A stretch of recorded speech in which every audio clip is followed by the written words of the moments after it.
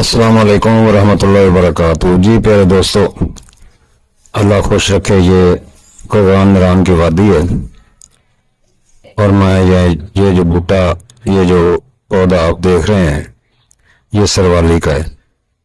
अरबी में बर्तनिकी, हिंदी में सरवाली, हिंदी में सरियानी, सिंधी में सलारू, पंजाबी में सलारा, अंग्रेजी में फ्रेंच मेरीगोल्ड और आम नाम सरवाली है, सलारा भी कहते हैं।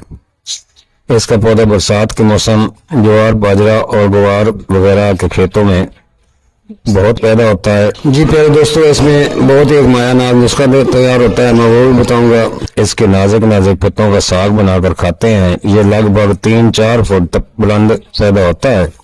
इसकी शाखें नरम, चिकनी और किसी कदर सुर्खी मायल होती हैं। पत्ते कदरे स्नोबी शक्ल के मिर्च के पत्तों से मिलते जुलते लेकिन इससे बड़े होते हैं, जिनके किनारे सुर्खी में लेकिन 2 इंच स्नोबरी शक्ल के नहायत खूबसूरत सफेद गुलाबी रंग का होता है।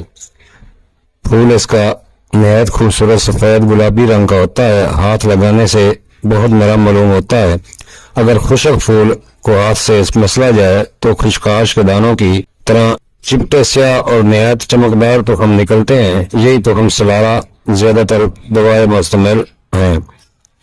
पाकिस्तान और हिंदुस्तान में खरीफ की फसल में पैदा होता है। सर्द खुशक मिजाज इसका है। बाज़ के नजदीक सर्द खुशक दर्जा अव्वल है।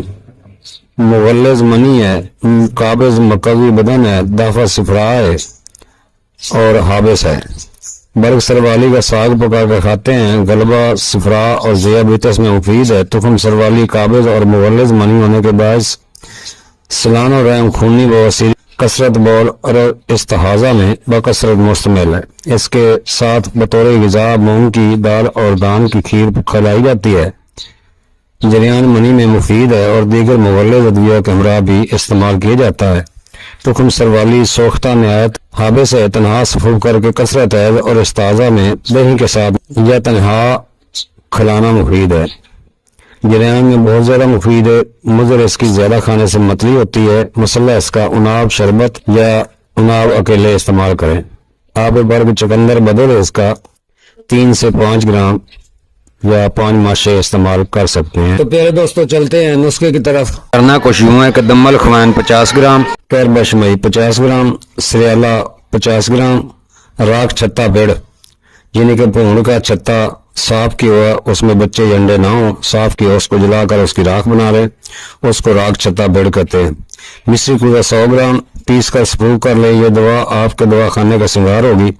खुराक 2 ग्राम पानी ताज़ा ये शरबत अंजुबार से सुबह दोपहर शाम दवा सुर्ख के नाम से मेरे दवाखाने पर हर वक्त मौजूद होती रहती है। दवाखाने पर बनाकर रखता हूँ और मेरा बरसों से मुजर्रब है। जाती नुस्खा है, किताबी नहीं है।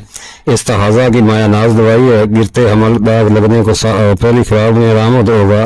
बवासीरी खून हो या नक्सीर का खून हो। जी, ये बवासीर खून हो या नक्सीर हो या नकुरिया हो या सब के लिए मुजर्रब है। हुक्मा हज़रात इससे बहुत से फायदा ले सकते हैं।